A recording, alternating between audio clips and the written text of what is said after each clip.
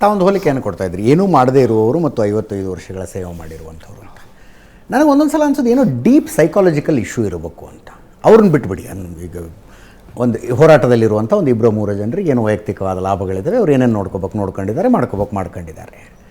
Social media ಹಿಡ್ಕೊಂಡು ಕುಂತಿರುವಂಥ ಉಳಿದವರು ಅಂದರೆ ಕಾಮಾಂಧ ಅನ್ನುವಾಗ ನಕಲಿ ದೇವಮಾನವ ಮತ್ತು ಆತನ ತಮ್ಮ ಹರ್ಷೇಂದ್ರ ಜೀವನದಲ್ಲಿ ಮಾಡಿರೋದೊಂದು 2-3 ಆರ್ಟಿಫಿಷಿಯಲ್ ಇಂಟೆಲಿಜೆನ್ಸ್ನ ವಿಡಿಯೋ ಬಿಟ್ಟರೆ ಉಳಿದೆಲ್ಲ ಈ ಗ್ಯಾಂಬ್ಲಿಂಗ್ನ ಪ್ರಮೋಷನ್ನು ಅಂಥದ್ದು ಮಾಡಿಕೊಂಡಿರುವಂಥವ್ರಿಗೂ ಕೂಡ ಈಗ ನನಗೆ ಸೈದ್ಧಾಂತಿಕವಾಗಿ ಭಿನ್ನಾಭಿಪ್ರಾಯ ಇರುವ ಯಾವುದೇ ವ್ಯಕ್ತಿಯ ಬಗ್ಗೆ ಮಾತಾಡುವಾಗಲೂ ಏಕವಚನ ಅಷ್ಟು ಈಸಿಯಾಗಿ ಬರೋದಿಲ್ಲ ನನ್ನ ಬಾಯಲ್ಲಿ.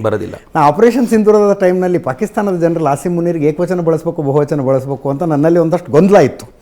ಒಂದು ದೇಶದ ಮಿಲಿಟರಿ ಜನರಲ್ ಅಷ್ಟು ಈಸಿಯಾಗಿ ನಾನು ಅವನು ಆಸಿಮ್ ಮುನೀರ್ ಅಂದುಬಿಡ್ಬೇಕಾ ಅನ್ನೋದು ನನ್ನೊಳಗಿದ್ದಂಥ ಪ್ರಶ್ನೆ.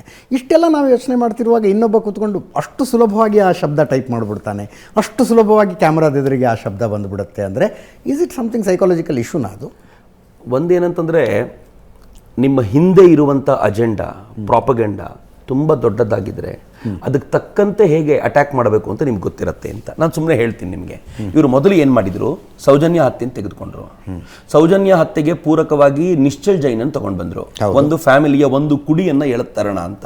ಅದಾದ್ಮೇಲೆ ಏನು ಮಾಡಿದ್ರು, ಸೌಜನ್ಯ ಹತ್ಯೆ ಸ್ವಲ್ಪ ಕಾಯಿನ್ ಕಡಿಮೆ ಆಗ್ತಿದೆ ಅಂತ ಗೊತ್ತಾದಾಗ ಅವರಲ್ಲಿ ವಾರಿಜಾ ಆಚಾರ್ಚಿಯನ್ನು ತೆಗೆದುಕೊಂಡು ಬಂದರು. ಅದಾದ್ಮೇಲೆ 75ರಲ್ಲಿ ನಡೆದ ಒಂದು ಹತ್ಯೆಯನ್ನು ತಗೊಂಡು ಬಂದರು. ಅದಾದ್ಮೇಲೆ ಯಾರ್ದೋ ಆಕ್ಸಿಡೆಂಟ್ ಆಯಿತು, ಅದನ್ನು ತೆಗೆದುಕೊಂಡು ಬಂದರು. ಅದಾದ್ಮೇಲೆ ಒಂದೊಂದೇ ಚೇಂಜ್ ಮಾಡ್ತಾ ಅವರ ತಂದೆಯನ್ನು ತೋರಿಸಿದ್ರು, ಆಮೇಲೆ ವೀರೇಂದ್ರ ಹೆಗ್ಡೆ ಅವರಿಗೂ ಬಂದರು. ಸ್ವತಃ ಈ ಯೂಟ್ಯೂಬರ್ ನೀವೇನು ಹೇಳ್ತಿದ್ದೀರೋ ಅವನು ಮೊದಲು ಮಾತಾಡುವಾಗ ಧನಿಗಳು ಅಂತ ಮಾತ್ರ ಬಳಸ್ತಿದ್ದ.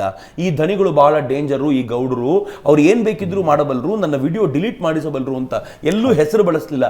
ಇದು ಸೈಕಾಲಜಿಕಲಿ ಒಂದು ಕಡೆಗೆ ಕರ್ಕೊಂಡು ಹೋಗುವಂಥ ಪ್ರಯತ್ನ. ಇದಾದ ನಂತರ ಸೆಕೆಂಡ್ ಸ್ಟೇಜ್ನಲ್ಲಿ ಆತ ನಕಲಿ ದೇವಮಾನವ ಅಂತ ಬಳಸ್ಲಿಕ್ಕೆ ಶುರು ಮಾಡ್ದ. 3ನೇ ಹಂತದಲ್ಲಿ ಅವನು ಮತ್ತು ಅವನ ತಮ್ಮಂದರು ಅಂತ ಹೇಳಿ ಇವರೇ ಅನ್ನೋದನ್ನ ಪರ್ಫೆಕ್ಟ್ ಆಗಿ ತಿಳಿಯುವಂತೆ ಮಾಡಿದ.